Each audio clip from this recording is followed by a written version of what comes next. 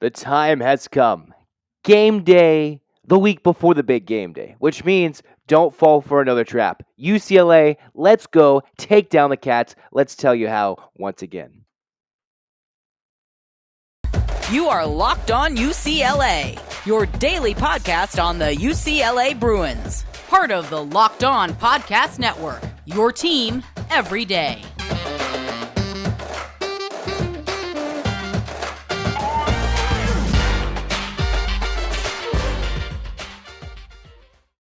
And welcome to another edition of Locked On UCLA. It's your favorite host, Zach Anderson-Yoxsimer. Thanks for tuning in. It's free wherever you get your podcast. Thanks for making Locked On UCLA your first listen each and every day. It's available on YouTube, so like, comment, and subscribe. Thanks for your support. In the meantime, just know that this episode is brought to you by Underdog. Sign up on UnderdogFantasy.com with the promo code Locked On and get your first deposit doubled up to $100. UCLA coming up is taking on Arizona. And we've kind of spent this week talking about the lack of respect, the lack of looks from the Bruins. And some of you guys at home, especially some of the comments I've seen, at least on YouTube, have come through saying, all right, some Bruins, some non-Bruins, some haters, some non-Bruin haters, but not exactly lovers, are coming through with varying aspects of this UCLA team. First things first, UCLA has to dominate. They're 3-score favorites, and if UCLA wants to find any way to jump up in the rankings, they must, as I stop saying the word must, right there, last one, dominate this game by at least 4 to 5 scores. They have to, because it seems like all the lack of respect is coming from the non-conference schedule, despite UCLA's rather tough, sneakily, if you will, conference slate. Pac-12 has kind of reignited the flame that it's a tough football conference, although maybe a little bit too late, considering UCLA and USC leaving to the Big Ten. Despite all the words from George Kliavkoff, it's the Bruins who are sitting here, wherever we thought about the college football committee rankings and the selections for the moment in the week 2 of the rankings and all the conspiracies. The Bruins must take care of it on the field. And as Chip Kelly's always been saying, what he cares about the most is the last ranking, which is either, hey, is UCLA in a New Year's Six bowl? B, maybe more important, are they in the top 4 if they're in contention for it, which means winning out and winning a Pac-12 title game? And then, see if they're left out of everything, depending on how this season projects going down the road. First things first, UCLA has to take care of business against Arizona. I've already spent the most recent episode of Locked On UCLA discussing the fact that UCLA has to stop Jaden DeLora. We'll talk about it again. DeLora is the number two passer in the Pac-12, and for the most part, if he was maybe in a different conference, could be number 1 in his own conference passing, but he's stuck behind Michael Penix Jr. What did the Bruins do against Michael Penix Jr.? Got down early, which I'm telling the Bruins they must avoid. Again, the word must. They have to avoid getting down early while also finding a way to jump on the board early and control, and not like the Arizona State game control, the Stanford game control, where it was a laugher by the time Stanford scored that late touchdown in the fourth quarter. They need one of those dominant start-to-finish performances, even though, actually, the last couple of games, the Bruins have technically trailed. So you can go through the schedule, and if you really want to get really nitpicky about it, you could find a way to say that a lot of UCLA's wins have technically been via comeback fashion. Not exactly the case, mostly when you're down 3-0 on the opening possession and the Bruins have an offense putting up 40 points per game, but you get my point. A quick start, jump out of the gates, and UCLA can find themselves sitting pretty and hopefully sitting in the top 10 against a crosstown rival, which, barring a meltdown, will also be sitting in the top 10 as well, USC against Colorado. If there was a matchup set, like as it is usually in SEC heaven, where they play FCS cupcakes before their big rivalry matchups, which is always the joke, right? In the SEC conference, so tough. Why do you have to play a cupcake before? Well, UCLA and USC, they each have their matchups set up in front of them against cupcake opponents to win.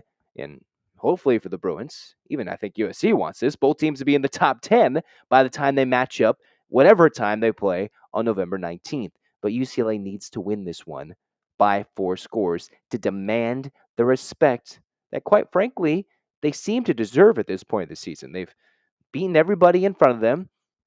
Again, the whole talk was about Reese Davis misspeaking on the radio. I know about misspeaking, so we're not going to harp terribly on Reese Davis accidentally flubbing the story about UCLA and Michigan, but the story remains and the facts remain, both for Michigan, UCLA, that non-conference schedule was very, very weak. It just seems like year in and year out, UCLA does not get the respect, but now here they are being good, getting respect, but not the full respect. The Bruins have to come in. DTR has to play like a Heisman candidate. He's really fallen off, I would think, a little bit lately in terms of putting his name into that Heisman candidacy. Even Charbonnet missing those games, being the Pac-12's leading rusher despite missing 2 games. Charbonnet very well could be leading the nation in rushing if he had played every game to this point, and very well if he hadn't even missed that game last week against ASU with how much the Bruins dominated run the football.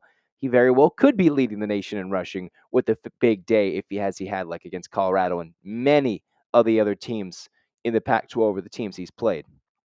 The Bruins have to show themselves to be a top 10 team, but even if they don't, they still will be with the win on the edge of the top 10 with the chance with a prove it game on national television, whether it be late for the West Coasters or it'll be just in the prime time slot window for everybody to see at home with the packed Rose Bowl against the Trojans with hopefully UCLA being completely healthy to get the respect they need to dominate this Arizona game. And again, it's going to start with UCLA offense. Yes, the running backs. The question will be the running backs, and we won't really know until kickoff what the real answer is for who is going to start as a tailback.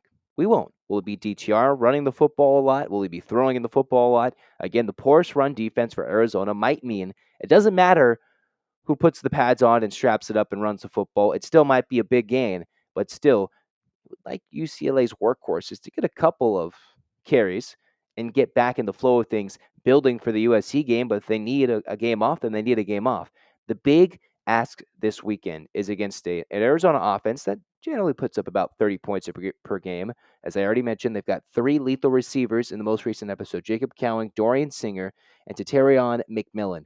Those guys have accounted for 19 of 22 touchdowns in the air from Jaden Delore, the former Washington State product, the reigning Pac-12 Freshman Offensive Player of the Year in Delore.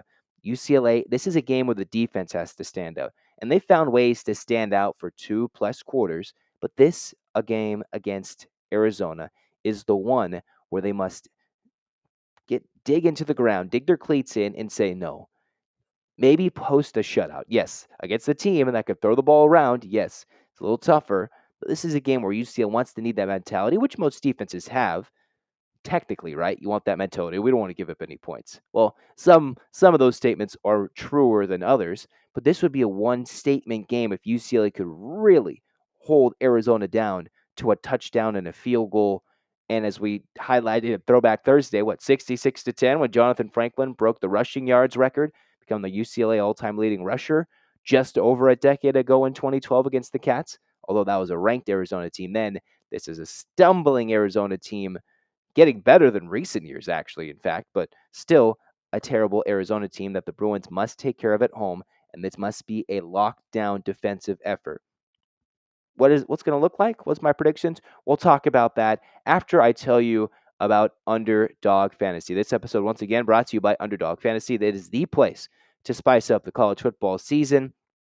Just know it's available in over 30 states. Just pick between 2 to 5 players across any team, not just the UCLA Bruins, any team, and decide if they'll finish higher or lower based on a stat category. It's one of those games where you can win cold hard cash in a single game. Just sign up with the promo code Locked On. That's one word, Locked On, and Underdog will double your first deposit up to $100. Deposit $100, $100 free. Simple as that. Go to UnderdogFantasy.com or find the Underdog Fantasy app in the App Store or Google Play Store. Again, that's Underdog Fantasy, the promo code Locked On, and you can get that $100 deposited up to $100 on your first deposit. Get in on the college football pick'em action today. Meantime, what am I going to pick for the Bruins to do against Arizona? Well, I've been harping all week that they need to start quick here on Locked On UCLA. And while we've kind of mixed it in with basketball coverage, we're talking about the Bruins. Quick start. Both the Bruins basketball and football teams needs better. They need better quick starts. For the football team, for the Bruins, for Chip Kelly and company, they need a quick start. UCLA, I think in the beginning, will jump out, hopefully. And the real question mark is, what's it going to look like?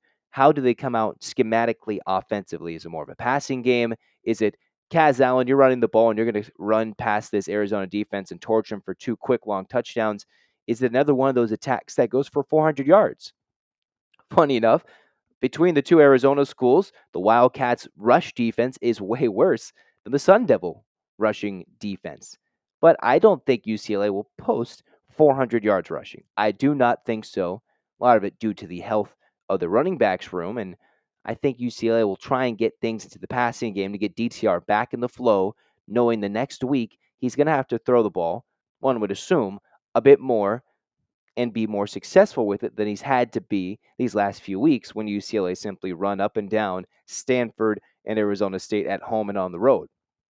Got to get ready for that big game in a week. So main thing, priority is health, but UCLA comes out, I think in that first quarter, comes through Kaz Allen. If he gets the start at tailback, we'll see. If it's Charbonnet, well, we'll just sit back, relax, and see how healthy he is. Or if it's Keegan Jones, might be Kaz Allen going back from receiver to a tailback. If he starts, I think maybe within the first 2 possessions, he breaks off a 70-yard touchdown run to get the Bruins on the board first.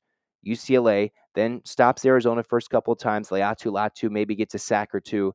Bruins go up 14-0, kick a field goal after that, 17-0. Arizona scores before half, and then UCLA blitzed them the rest of the way. About like a 41-10 win would suffice for a dominant UCLA win. 41-10. That's about my prediction this week for UCLA.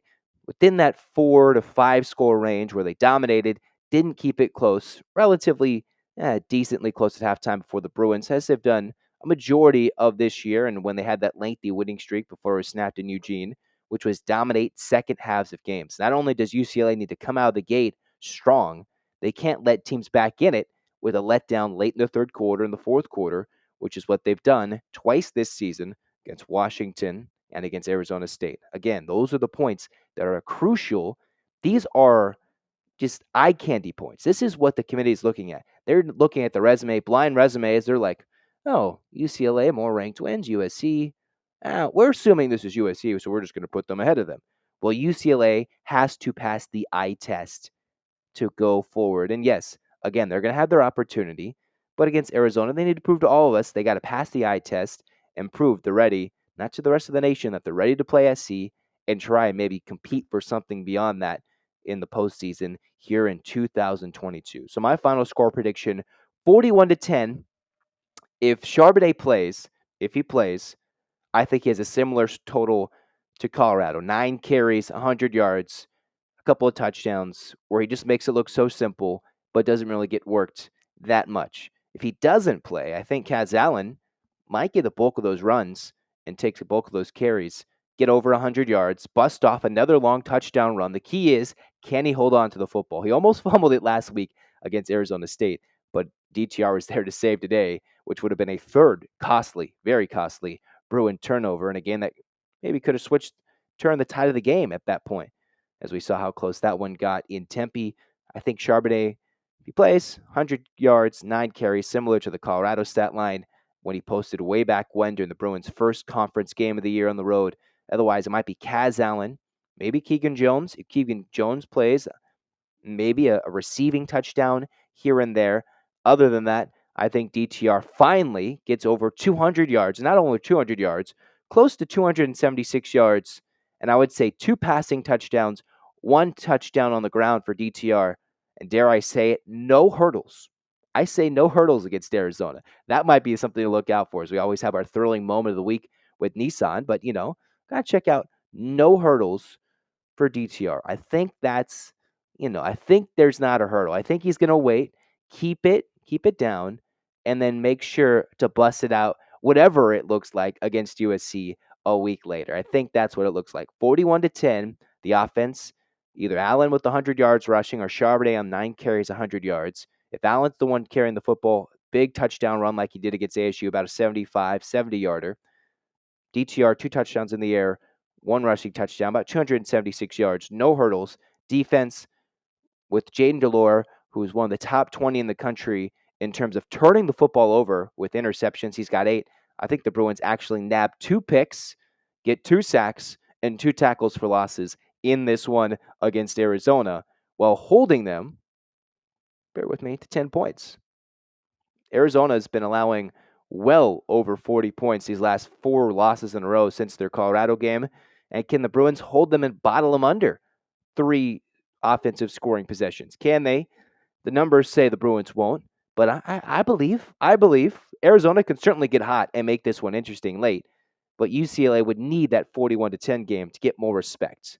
Very well, this is a game where Arizona can hang around late. Not saying that, but I think maybe UCLA will play with some inspiration. Maybe Bill McGovern, the defensive coordinator, will be back in the booth. It'd be a hard ask for him to go 3 games out of the booth. Of course, he's ill for the moment, and then come back during the USC game and make all the calls of the year. Hopefully, he can get one in, kind of back in the flow, and then UCLA can go from there and get things ready. Hopefully, without a trap loss, and get ready for USC with a big win against the Cats and maybe vault themselves, hopefully, into the top 10.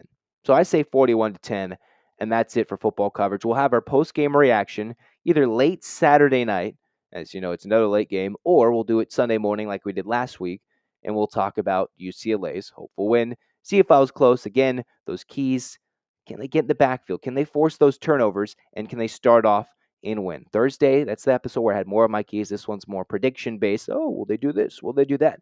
We'll see. Did my keys hit? Did my predictions hit? We'll find out on our full reaction Monday. Quick reaction either Saturday night or Sunday morning. In the meantime, let's talk about, are my predictions safe?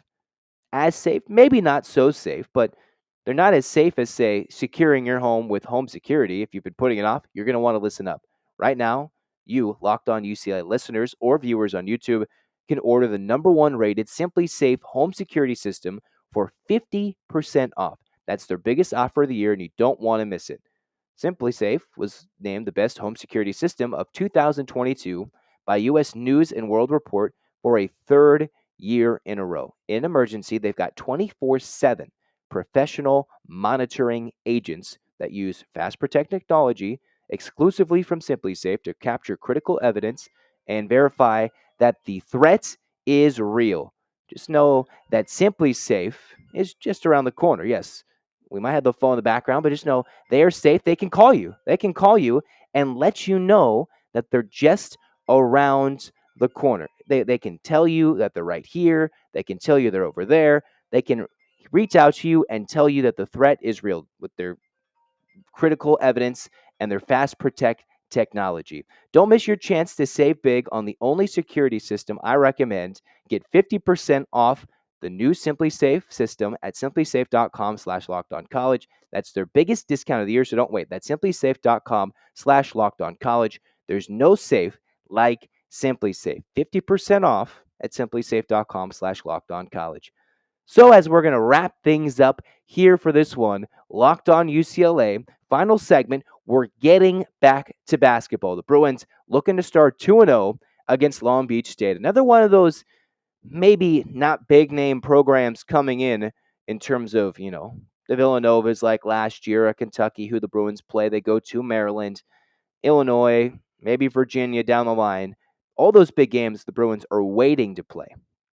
UCLA basketball, 1-0, maybe a lackluster start against Sac State. The freshmen, some of the newcomers, still getting their feet wet in the first game of the season. What seems to be, at least for the public eye, in the exhibition and now the first regular season game against Sac State, where they won 76-50, the Bruins were a little bit slow out of the gate before building a lead on a 20-0 run against the Hornets and pulling away late both against the Eagles and against the Hornets of Sac State, against Concordia and then Sac State.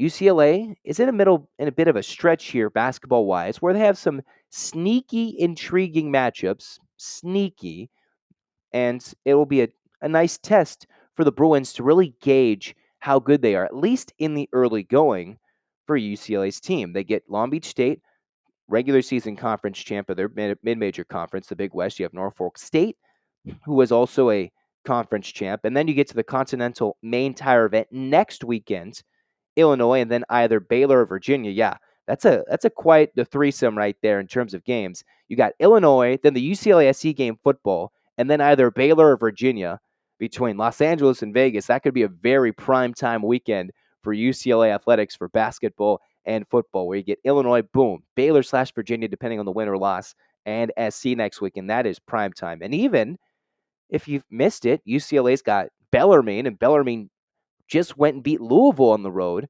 And even UC Davis on the schedule down the stretch, they already went on the road and beat Cal. So maybe this non-conference stretch Mick Cronin has brought up here at home, while as cupcakey as it may seem, is certainly well within a much tougher grasp for UCLA as they try to battle forward with an unbeaten home schedule into what will be a very tough non-conference road neutral site games and very tough conference schedule come the start of December. UCLA against Long Beach State, they've won this matchup 19 out of 20 times. The lone heartbreak for the Bruins coming in Anaheim at the formerly known as the 76 Classic. And it seems like the gauge for every UCLA team is how badly can they beat up on a Big West team, or as in the Sac State's case, a Big Sky team. Whenever the Bruins have had high hopes, be it top 20, top 25, and they faltered, whether it be under Steve Alford or other regimes, UCLA would lose to a Big West team. And they've done that, unfortunately, more than too many times to count over recent times. Not crazy amount, but enough to where it's happened more than twice, and that's way too many times. UCLA, when they dominate, generally a Big West team, a mid-major like this, like a Sac State, they handle them about 20 to 30 a game. That's generally a good sign. But for UCLA against Long Beach State, UCLA is facing a team that's returning 3 of their 5 starters from last year, getting some transfers from, I believe, VCU and other places, St. Louis to name a few, that's going to run up and down the floor, and they will try and score as many points as they can. And very well, it could be a game at half where it's back and forth. If you remember last year during the odd season where COVID struck again, UCLA and Long Beach State actually played 2 games because they actually, with the Bruins having almost 4 weeks off, said, hey, let's play. Long Beach said, all right, we'll play you. And they played a second time after their initially scheduled matchup. So they played twice last year. The Bruins won both after a close first half of the first game, technically fairly easily in both. UCLA, if they really want to make an impact, this is a game they should score up to the upper 80s or 90s against Long Beach State, a team who does have their conference's reigning Defensive Player of the Year on their roster, but they're more of they'll try and trap you in the full court, get pressure, and go for steals.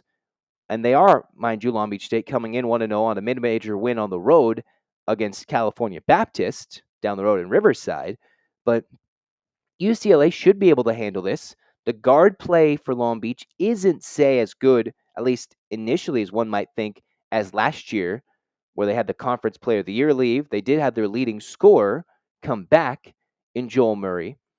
But for Long Beach, seemingly undermatched in terms of the size and athleticism compartment for UCLA down in the paint, which they truly figured things out against Sac State at the end. Funny enough, you talk about Jalen Clark, who was the player of the game. He had 7 steals. He wants to break Tyus Edney's 11 steal mark for a single game.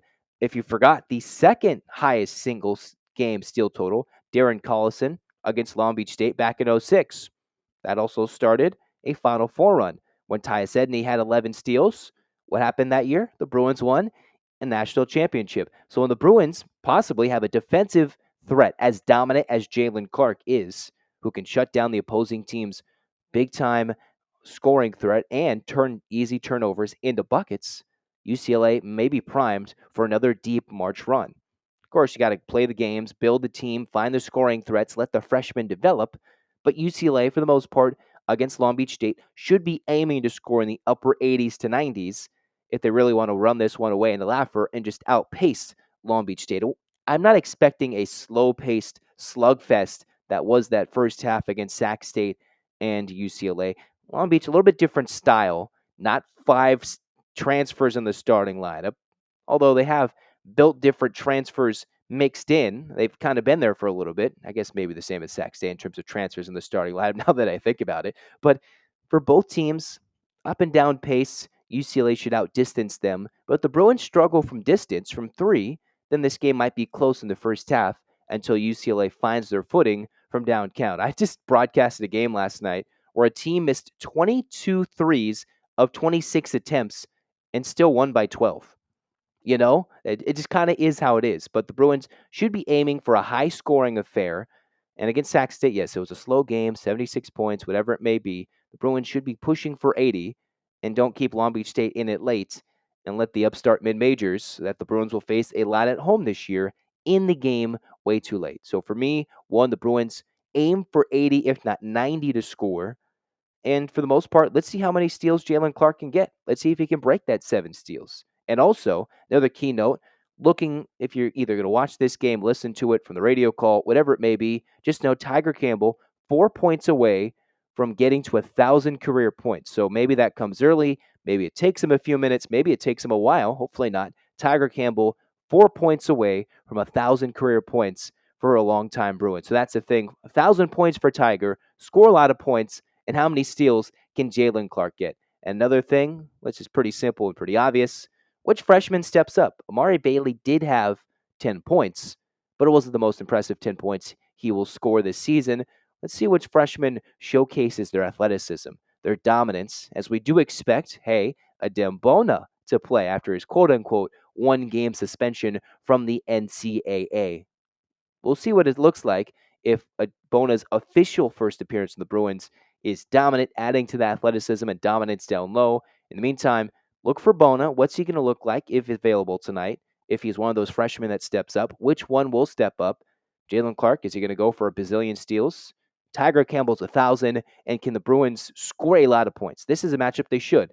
If they don't, maybe a little bit time to worry, or maybe just give the Bruins the time a little bit more to settle their feet in as again, Mick Cronin wants to hone in defensively and let the points come later. We'll see what happens. UCLA Long Beach State, another late tip, 8 p.m. against Pauley Pavilion. We'll react to both the football game, basketball game over the weekend, maybe Monday, however it shapes out. Basketball's in full swing. Football, well, the sprint to the finish line is here. Just like you should go check out the sprint to Locked On Sports today. Make that your second listen today. It's free wherever you get your podcast. It's available on YouTube as well, just like Locked On UCLA, which thanks for making it your first listen each and every day. In the meantime, I'm Zach Anderson-Yoxsimer. Get your hands up in the air, Bruins fans. 8 clap time. And 1, 2, 3, 4, 5, 6, 7, 8. UCLA. UCLA. Fight, fight, fight. Let's go. Let's go. Basketball and football this weekend. Let's get excited. This has been Locked On UCLA. Go Bruins.